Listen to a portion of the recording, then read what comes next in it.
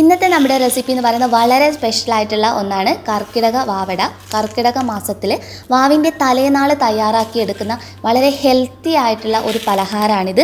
ശരിക്കും ഇത് കഴിക്കാൻ വേണ്ടിയിട്ടാണെങ്കിലും നല്ല രുചിയുള്ളതാണ്. അതുപോലെ തന്നെ ഒരുപാട് ചേരുവകൾ ഉൾപ്പെടുത്തിയിട്ടുള്ള വളരെ ഹെൽത്തി ആയിട്ടുള്ള കുട്ടികൾക്കും മുതിർന്നവർക്കും എല്ലാവർക്കും വളരെ നല്ലതായിട്ടുള്ള ഒരു പലഹാരമാണ്.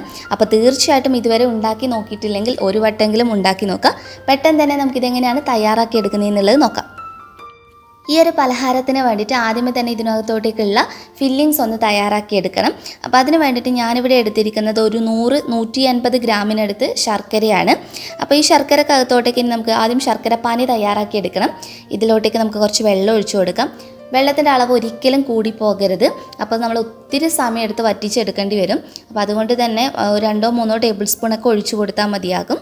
എന്നിട്ട് ശർക്കരപ്പാനി നല്ല പാകമായി കഴിഞ്ഞാൽ കല്ലൊക്കെയുള്ള ശർക്കരയാണെങ്കിൽ ഒന്ന് അരിച്ചെടുക്കുക കേട്ടോ. ഇതിപ്പോൾ കല്ലൊന്നും ഇല്ലാത്ത ശർക്കര ആയതുകൊണ്ട് തന്നെ ഞാൻ അങ്ങനെയൊന്നും ചെയ്തിട്ടില്ല.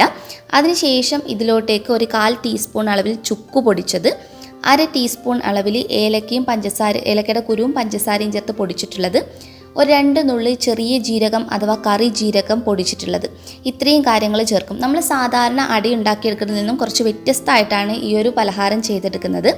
ഇനി ശർക്കരപ്പാനി കുറഞ്ഞു വരുന്ന സമയത്ത് നമുക്ക് ഇതിലോട്ടേക്ക് ഏകദേശം ഒരു 1/2 കപ്പോളം ചിരകിയ തേങ്ങ കൂടി ചേർത്ത് കൊടുത്തിട്ട് ഒന്നുകൂടി യോജിപ്പിച്ചെടുക്കാം. തേങ്ങ ചേർത്ത് കഴിഞ്ഞാൽ നന്നായിട്ട് ഇതിനെ വറ്റിച്ചെടുക്കണം. അത്യാവശ്യം നല്ലതുപോലെ കുറുകി ഇങ്ങനെ ശരിക്കും തേങ്ങയും ശർക്കരയൊക്കെ ഒന്നായി വരുന്ന സമയത്ത് ഇതിലോട്ടേക്ക് ഒരു 3 ടേബിൾ സ്പൂൺ തുടങ്ങി 4 ടേബിൾ സ്പൂൺ വരെ അവലാണ് ചേർക്കുന്നത്. മട്ട അവൽ വേണം ചേർത്ത് കൊടുക്കുക. നമ്മുടെ ചുവന്ന അവലുണ്ടല്ലോ, വെള്ള അവൽ വെച്ചിട്ടല്ല ഈ ഒരു റെസിപ്പി ചെയ്യുന്നത്. എന്നിട്ടൊന്ന് മിക്സ് ചെയ്തെടുത്താൽ മതി. അപ്പോൾ ഇതിവിടെ റെഡി ആയിട്ടുണ്ട്. ഇത് അങ്ങോട്ട് മാറ്റി വെക്കാം. അടുത്തതായിട്ട് ഒരു പാത്രത്തിനകത്തോട്ട് ഞാനിപ്പോൾ 1 കപ്പ് അരിപ്പൊടിയാണ് എടുത്തിട്ടുള്ളത്. അടുത്തതായിട്ട് ഇതിലോട്ട് നമുക്ക് ആവശ്യമായിട്ടുള്ളത് റാഗി ഫ്ലോറാണ്. നമ്മുടെ റാഗി പൊടിച്ചതുണ്ടല്ലോ അത് വേണം. അതുപോലെ തന്നെ കൂവപ്പൊടി, ആരോ റൂട്ട് പൗഡർ എന്ന് പറഞ്ഞിട്ട് നമുക്കിതുപോലെ വാങ്ങിക്കാൻ കിട്ടും. കൂവപ്പൊടിയൊക്കെ എല്ലാവരും യൂസ് ചെയ്യുന്നതല്ലേ, വളരെ ഹെൽത്തി ആയിട്ടുള്ളതാണ്. അപ്പോൾ അതുകൊണ്ട് തന്നെ നമുക്കിതിലോട്ടേക്ക് ഒരു 2 ടേബിൾ സ്പൂൺ തുടങ്ങി 2.5 ടേബിൾ സ്പൂൺ വരെ കൂവപ്പൊടി ചേർത്ത് കൊടുക്കാം. അതേ അളവിൽ തന്നെ ഒരു 2-2.5 ടേബിൾ സ്പൂണോളം അളവിൽ തന്നെ റാഗി ഫ്ലോറാണ് ഞാനിപ്പോൾ ചേർത്തിട്ടുള്ളത്. പിന്നെ നമുക്ക് ഗോതമ്പ് പൊടിയാണ്, അതും ഏകദേശം ഒരു 2-2.5 ടേബിൾ സ്പൂണോളൊക്കെ ഉപയോഗിക്കാം. എന്നിട്ട് ഇതിനകത്തോട്ടേക്ക് നല്ല തിളച്ച വെള്ളം വേണം ഒഴിച്ചു കൊടുക്കാൻ വേണ്ടിയിട്ട്. നല്ല തിളച്ച വെള്ളം കുറച്ചായിട്ട് ഒഴിച്ചു കൊടുത്തിട്ട് നല്ലതുപോലെ നമ്മൾ കുഴച്ചെടുക്കണം. അതായത് നമ്മുടെ മാവ് നല്ല സോഫ്റ്റായിട്ട് കിട്ടണം. അപ്പോൾ കുറച്ചായിട്ട് വെള്ളം ഒഴിച്ച് ഒന്ന് യോജിപ്പിച്ചെടുത്തിട്ട് നമുക്ക് കൈ കൊണ്ട് കുഴച്ചെടുക്കാൻ പറ്റുന്ന ഒരു പാകമുണ്ടല്ലോ, ആ ഒരു പാകമാകുമ്പോൾ നന്നായിട്ട് ഇതുപോലെ കുഴച്ചെടുത്താൽ മതി. ഇനി വാഴയിലയിലാണ് നമ്മളിപ്പോൾ ചെയ്തെടുക്കുന്നത്. എന്നിട്ട് ഇങ്ങനെ ഓരോന്നായിട്ട് വെച്ച് കൊടുത്തതിന് ശേഷം കൈ വെള്ളത്തിൽ നനച്ചു കൊടുക്കുക. എന്നിട്ട് നന്നായിട്ട് പരത്തി കൊടുക്കുക. ഏറ്റവും നല്ല കനം കുറഞ്ഞിട്ട് ചെയ്യുമ്പോഴാണ് നല്ല ടേസ്റ്റ് ഉണ്ടാവുക കഴിക്കാൻ. എത്രയാണോ നിങ്ങൾക്ക് ഫില്ലിങ്സ് വേണ്ടത് അതിനനുസരിച്ചിട്ട് ഇതുപോലെ ഫില്ലിങ്സ് കുറച്ചായി ചേർത്ത് കൊടുത്തിട്ട് മടക്കിയെടുക്കാവുന്നതാണ് കേട്ടോ. അപ്പോൾ ആദ്യത്തേത് ഞാനിവിടെ തയ്യാറാക്കി എടുത്തിട്ടുണ്ട്. അപ്പോൾ ഇതേ രീതിയിൽ തന്നെ ബാക്കിയുള്ളത് മുഴുവനായിട്ട് ചെയ്തെടുത്താൽ മതി.